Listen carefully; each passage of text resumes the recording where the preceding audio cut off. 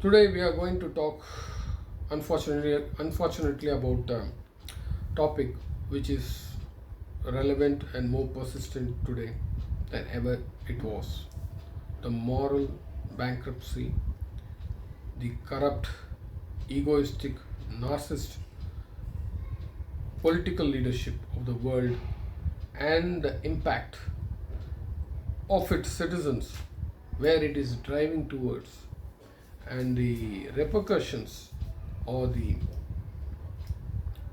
result is going to be very bad. So the leaders we choose are what we get. So today we are going to dive into this topic. Hi, this is Narendra from Naren's Wisdom Talk. We are going to start from inauguration of Donald Trump. In inauguration, he told he will make America great again. That is his moment, the MAGA movement. So he promised that he will get manufacturing jobs back, especially from China and other Southeast Asian countries, Vietnam, China, etc., to US. That it was impractical because there are many low-end job as well, where United States or US people will not be ready to work in a garment or textile factories assembly line, because the labor is cheaper in Southeast Asia, although in China recently it has been rising due to the standard of living is also has risen. And from being one of the poorest countries, China has, after the Nixon's visit, opened up to the world under Deng Xiaoping. So these kind of domino effects it had for past 30 years of globalization, which led to the increase in the standard of living, and China lifting about for 400 to 500 million people out of poverty, below poverty line, to middle class. This is one of the biggest achievements of any country in the human history. So this was taken note by American leadership, which was supporting multilateral agreements and global. They were treating global multilateral agreements as the cornerstone of globalization. So there was GATT, and it was morphed to 1995. There was an agreement in Uruguay, which was made as WTO, World Trade Organization, where the mechanisms of trade, tariff, and other issues were sorted out there. So, but then came along Donald Trump, who was been complaining since even 80s when Japan was rising.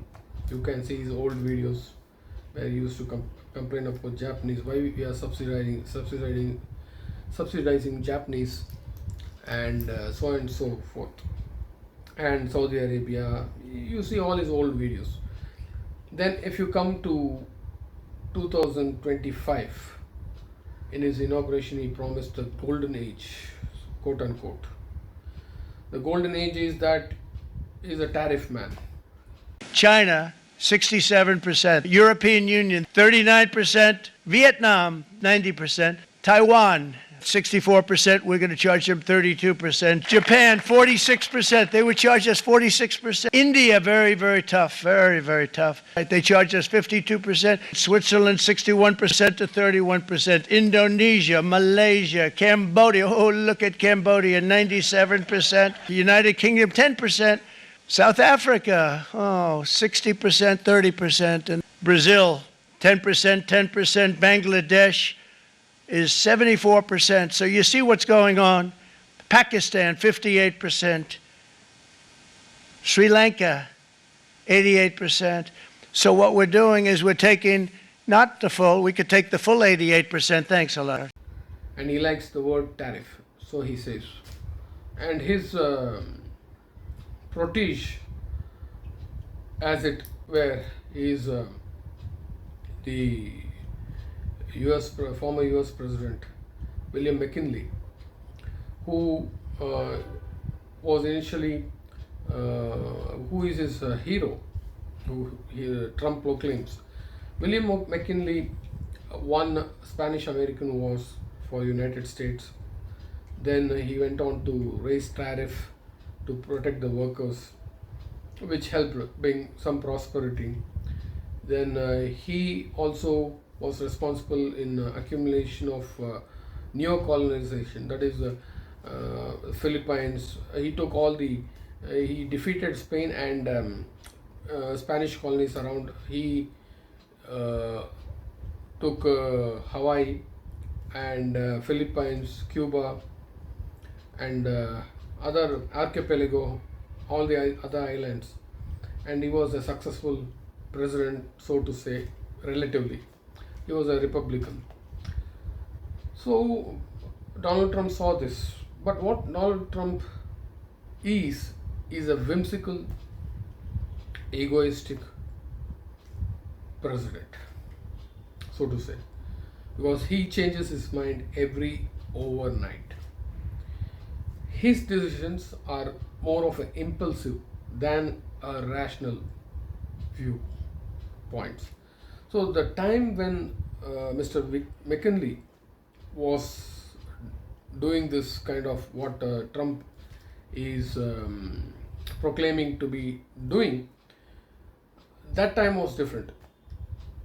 When you come back to another 30 years, nearly 30 years, in 1929, when there was banking failure, so then the then President, U.S. President Herbert Hoover, to protect this industries, passed a Smooth Hawley Act, wherein already the banks had failed, the stock market had crashed, and the world was in global economy was in tantrums.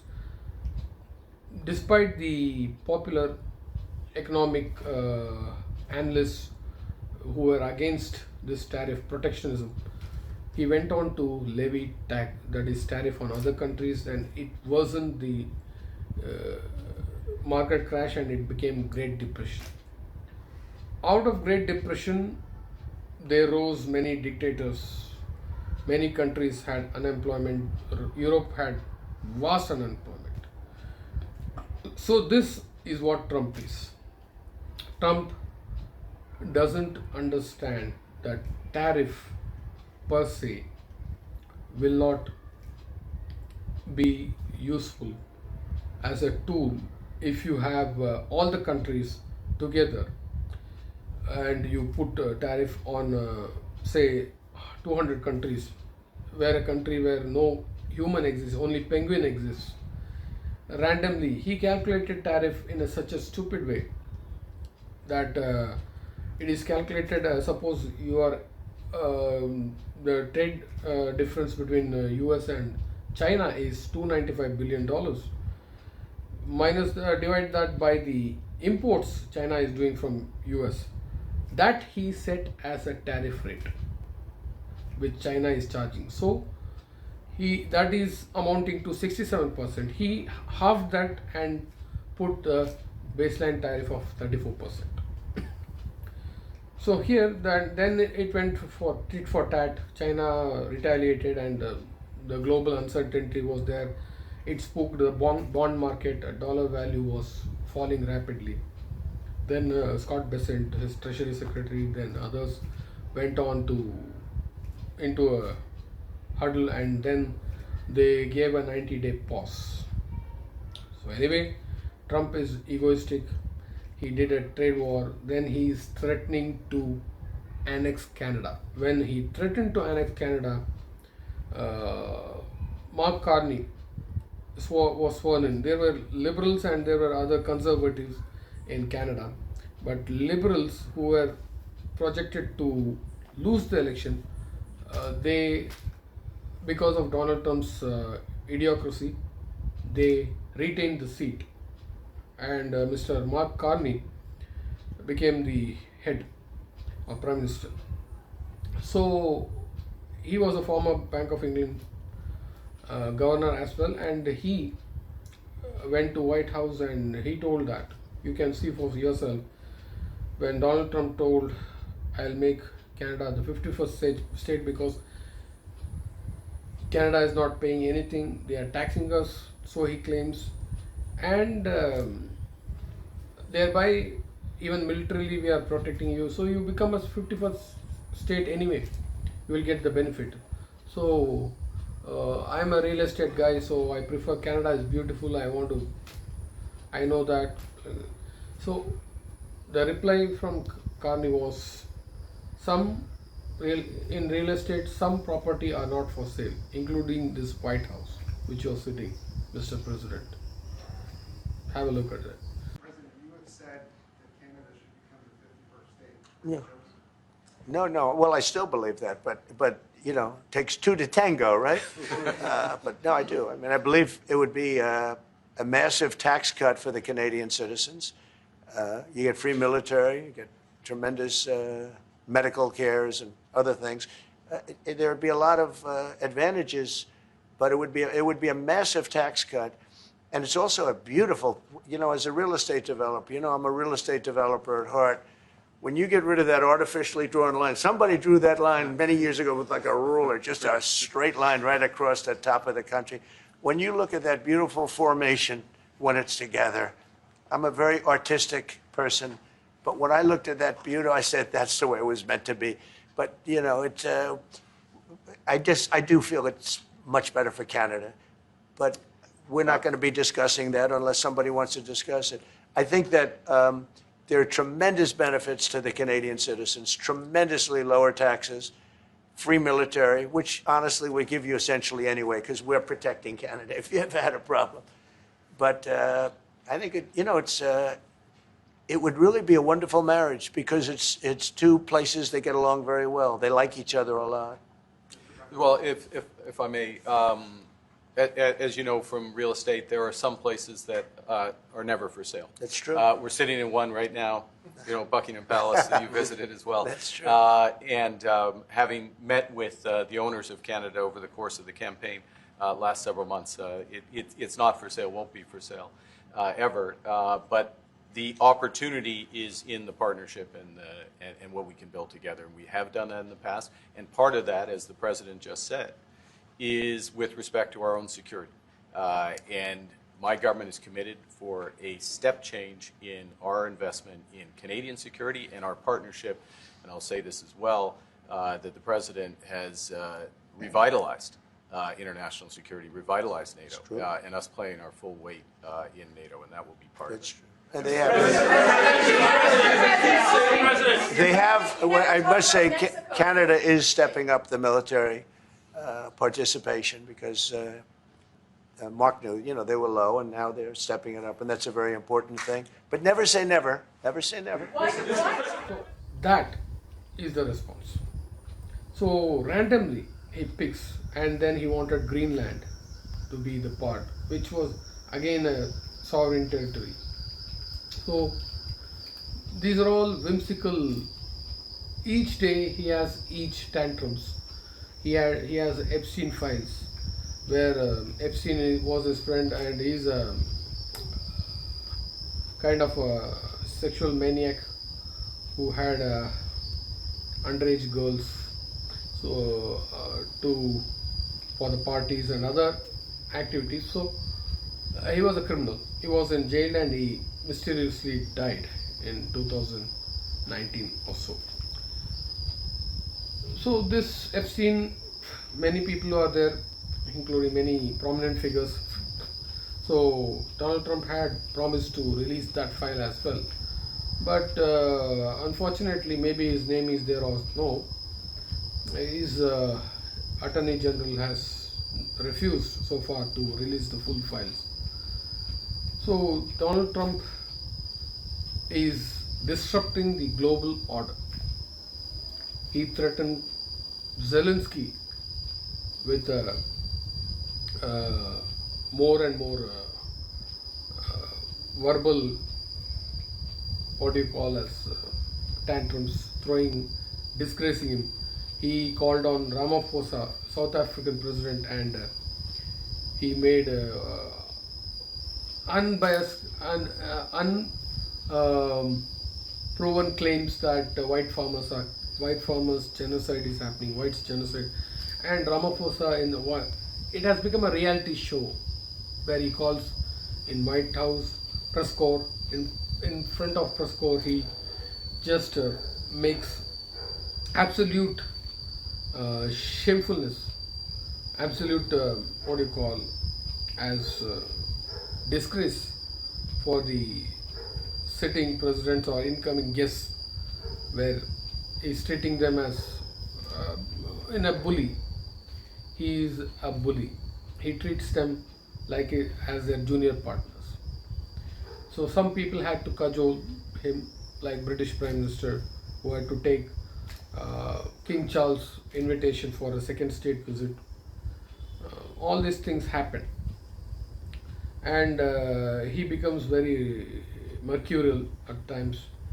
And some days he lowers the tariff, he pauses tariff, he increases the tariff, he stops it, he gives timelines, and it becomes very uncertain. So when businesses get this uncertainty, they would have planned for the capital expenditure and other things, and they don't like uncertainty, so hiring will be stopped.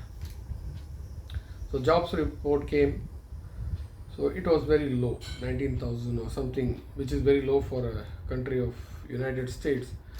June and last quarter, it was revised low. And what Donald Trump did is fire the chief of Bureau of Statistics, and that was a very sad thing too.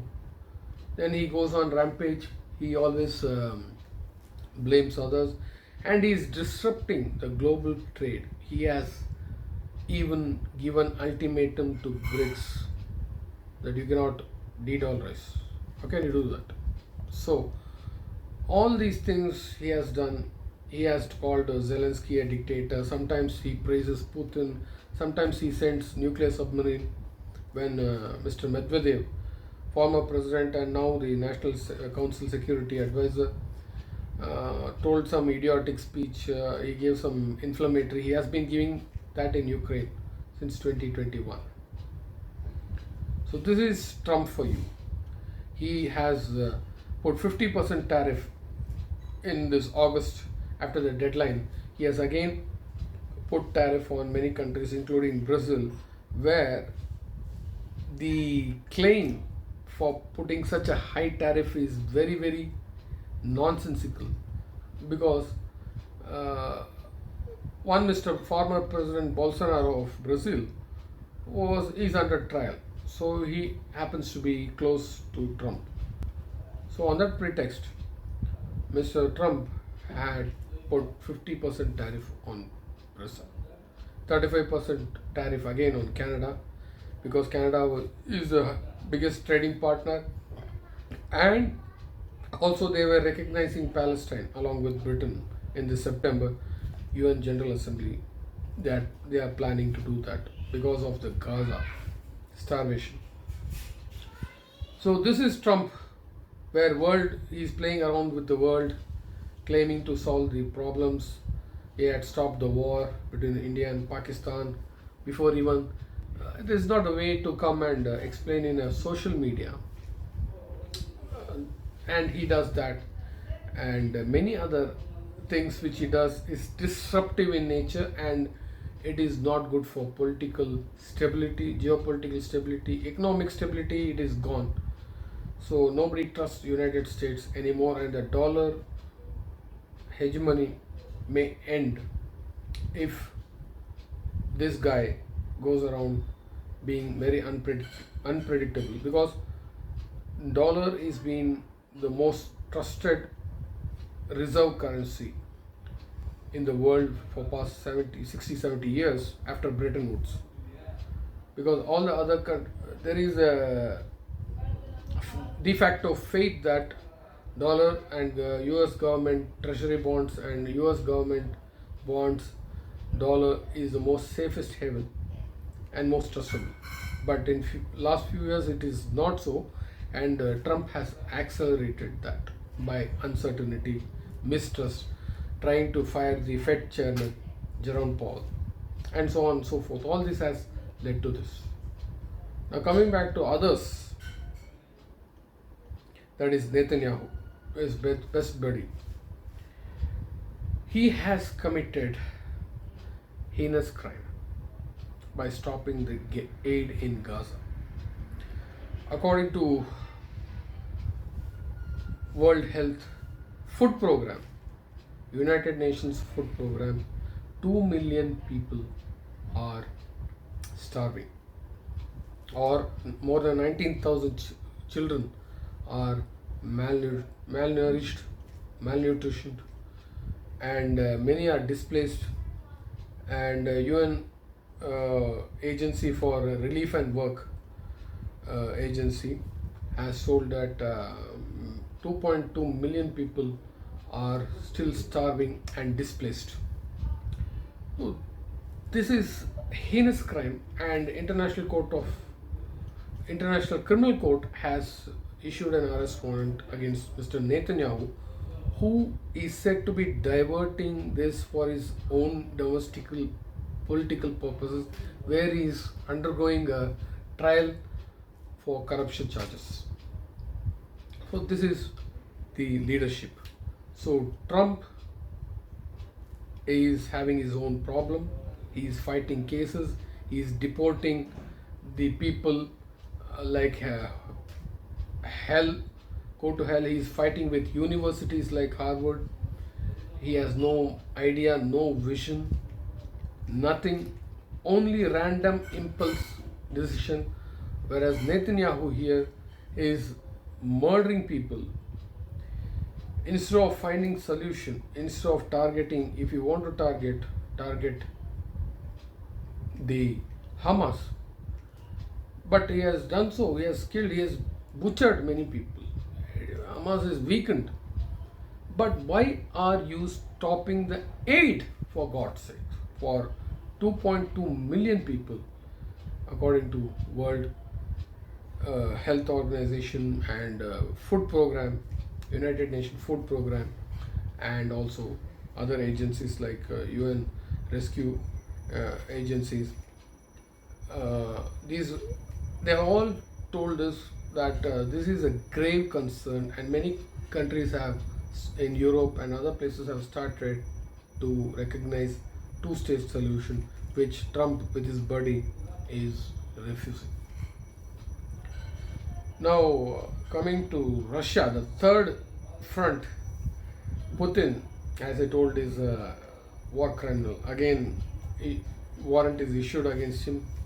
He has also done a grave crime of, instead of his protection is that NATO is expanding eastwards. So Trump came and told NATO is not there, his whole buddy. Trump is a buddy. He came and announced that no more NATO for Ukraine, and also told Crimea it is for your keeps. Then all the 20% of the land which is conquered right now. For 3 years Russia is fighting, which is shameful, and they have killed so many civilians, and it is said that million Russian soldiers have laid their life, along with few hundreds of thousands of Ukrainians. So what is the outcome? What is the repercussion of all this? Kyiv right now is assessing the damage from what, by all accounts, was a massive Russian drone and missile attack overnight.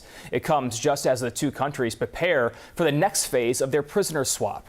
Huge fireballs were seen above Kyiv, leaving at least 15 people injured, according to Ukrainian police. Reuters is reporting that sirens and explosions blared across the city as air defenses work to engage incoming missiles. Officials say multiple residential buildings have been hit, while the attack caused a number of fires. Ukraine says Russia launched 14 missiles and 250 drones in total across the country. The attacks came a day after Russia and Ukraine kicked off their largest prisoner exchange since the war began. Hundreds of POWs were released on Friday, leading to tearful reunions with friends and loved ones. More prisoner swaps are expected over the weekend. President Volodymyr Zelensky is promising to bring all Ukrainians held in Russia back home. Where are the leaders Is this the leader? You fight war, kill people indiscriminately, send your forces. The morale of the forces will be very low if you're fighting the battle not for defense but for some unintended offensive uses, using some propaganda that neo-Nazis are there in Ukraine or something like that. So this is not the way you conduct politics in geopolitics, or this is in civilized world. This is not allowed completely. The way Netanyahu has killed even thousands, 1,360 or something, according to UN agencies, are killed just for getting a food in a food line, standing in a food line. The fires are opened on those people who are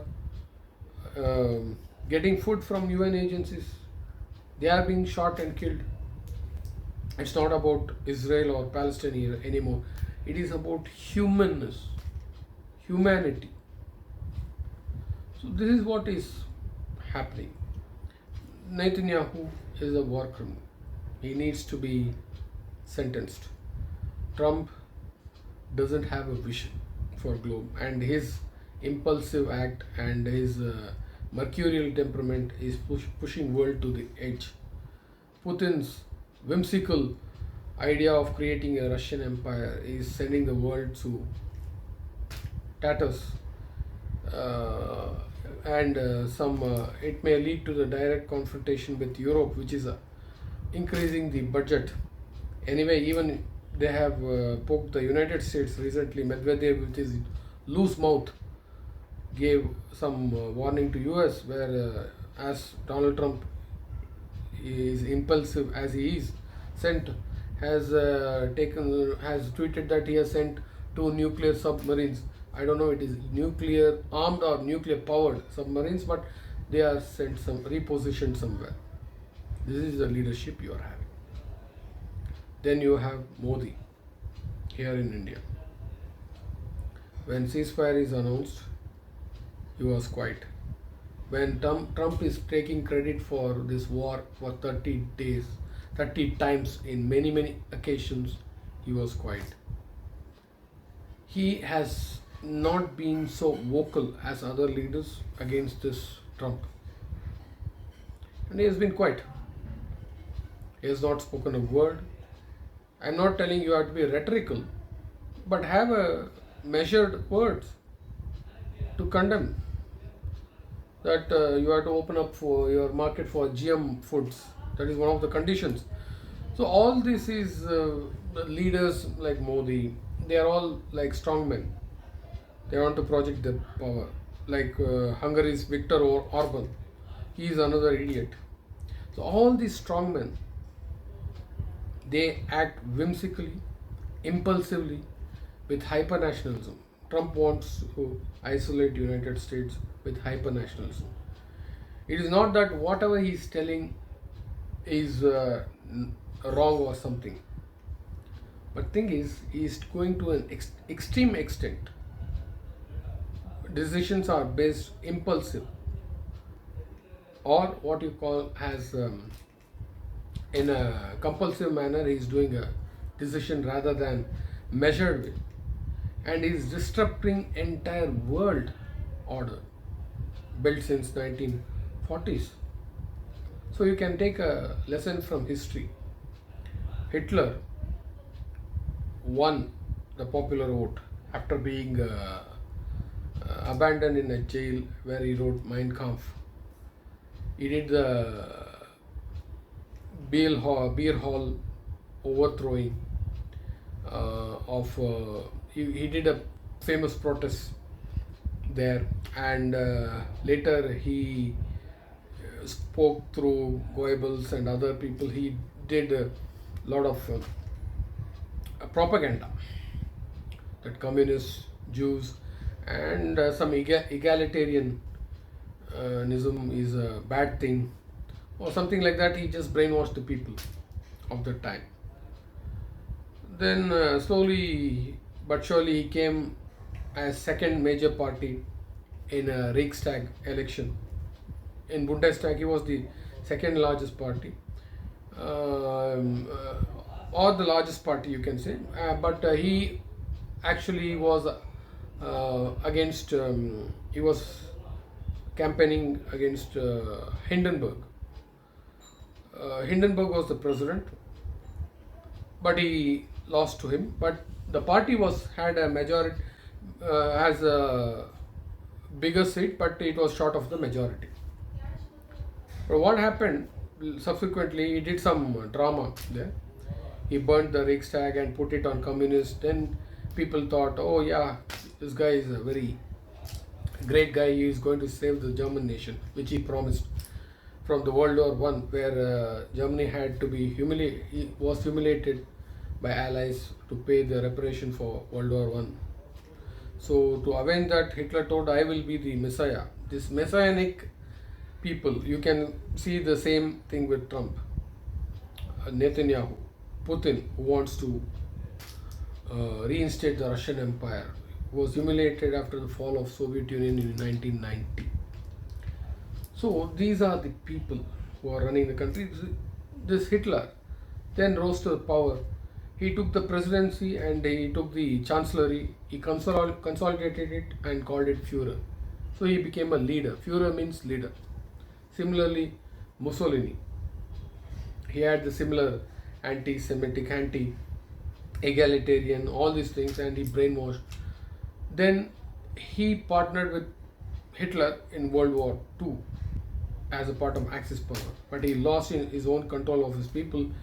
He was given a part of German-controlled part of Italy, where he ran.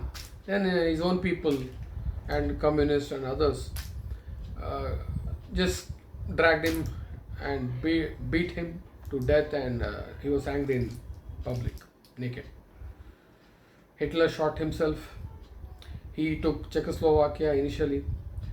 Neville Chamberlain, the then British Prime Minister, told that Hitler was very peaceful. Now we will stop with Czech border. But Hitler wanted more ambition, radical decisions.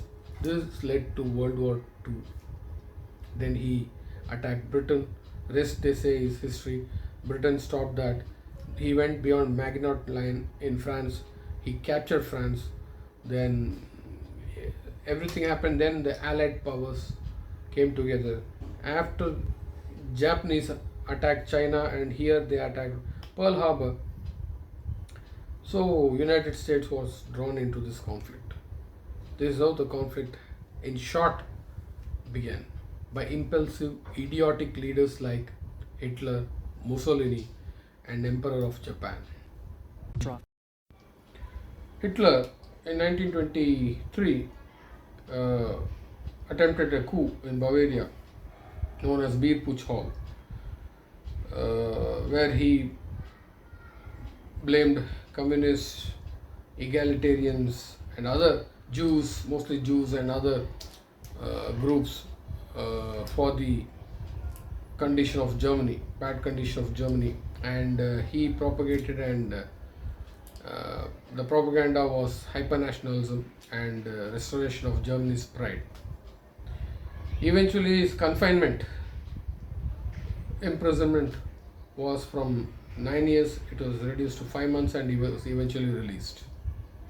Various other concentration camps, and killed them mercilessly. Although on one side he industrialized and withstood against Hitler, that way he was seen as a hero, so he escaped to be hyphenated with Hitler. But he was the same. He destroyed your Soviet Union image. He destroyed the people, the agriculture, everything. So this is the same with Mao. Mao also had, this is the lesson from history which I want to say to the current leaders who are acting on the same level. Mao had this same hypernationalism. He wanted that what China calls as the century of humiliation to be avenged. So he formed the government driving away the KMT. The KMT formed the government in Taiwan, and they claim to be the original, genuine government of China. But anyway, China was controlled by communists under Mao. Mao did something called the Great Leap, the program for food, similar to Stalin, the collective agriculture, collectivism, and some other idiotic things he did, and it resulted in millions and millions. One of the biggest man-made famines in 19th century. More than 25 million to 50 million deaths occurred under his leadership. So these are all the leaders whom you don't want to emulate. The current leadership under Trump, which is obviously the first superpower you can call today. So because there is no sole superpower concept was very brief from 1990 to 2000s, mid 2000 or late 2000s. Now you have one big superpower and there is a second superpower, second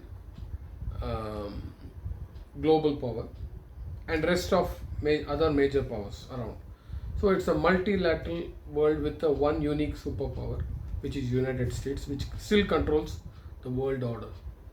And that order is disturbed by a whimsical, mercurial man. So from this we can learn from one of the books of Eastern philosophy, where in Indian text called Hitopadesha, which is like a Panchatantra. It's a fables where animal and humans interact. There are around 4 books. In third book, it is a chapter which states that the world affairs or the affairs of a state should not be run by a whimsical, unethical, morally corrupt leadership. Then it is bound to suffer. The third chapter, third book of it, there are 4 books, each book having around 9. Third book having 10 fables, and fourth book having 16 or so something fable. So these 4 books together makes fables. So there it states that the book is on war, when the war should be there, why war happens. The war happens whether it is trade war and current situation or the real war which happens because of the egoistic nature of leaders or their unethical practices, egoism, jealous, whose author is Vishnu Sharma. He comes in that narratives also. There he talks about war, which is the third book. 4 books are there. Third book is related to war, and it is called Vigaraha, and it states when leaders or a state or a leader of a state becomes egoistic, jealous, or in case of there is no morality, then the war starts. He is bound to get into the war, or there is no proper counsel. So that leads to war. This is what the Hitopadesha states. This war. That is called Anagraha, the third book. So, if I'm right, that is the thing. So, this is one of the fables, like Panchatantra. Again, you have in Bhagavad Gita, in 14th chapter, Lord Krishna speaks about 3 gunas. Tamo guna. The tamo guna is the darkness, guna of darkness, and that guna is what is prevalent in today's world. So what Lord Krishna says is, service is the highest of mankind. Shushruta hi manusha dharma. That is, service is the dharma of humanity. Krishna says in chapter number 2, कर्मण्येवाधिकारस्ते मा फलेषु कदाचन मा कर्म हे भूतुर्मते संगोस्त्व कर्मणि, which means you are only entitled to your own duty and service, not to the fruit of it. This perfectly fits into the great service and profession, noble profession which politics can turn into. This is a dharma as a Kshatriya, Lord Krishna says. So politics is like a dharma, is a moral duty. Today it has become whimsical, it has become impulsive, egomaniacs, strongman projection, not as a welfare for the society or the people. As in the second chapter, Lord Krishna says, Karmanyevadikaraste ma paleshu kadachana ma he bhutur bhurma sangostva gacchati. So, I want to repeat that. Lord Krishna says, Karmanyevadikaraste ma paleshu kadachana ma palhetur bhurma sangostva gacchati. So that means the duty of oneself is important, but not the fruit. Never go for the fruit of it. If you go for the fruit, then you will become what today's world is looking like: whimsical in nature, impulsive, radical, and unpredictability and non-stability. These are the characteristics of present day global leadership. It is very saddening to say that. Whether you are Trump, you are President of the United States, you are Netanyahu, you are European leaders or leader of India, any leader of a very significant position needs to understand that in a political leadership, the leader's duty is to serve the people at large. War, according to Chanakya's Niti, is the last resort. This is also what Aristotle said. Though Chanakya told, in diplomacy, to weaken the enemy, you can do both the diplomacy and deception. But these are all the last options. Diplomacy should be the first. It should be diplomacy. War is when it is always the last unavoidable resort, where you resort to. So with this, I want to end this video. So until then, I see you next time. It's bye.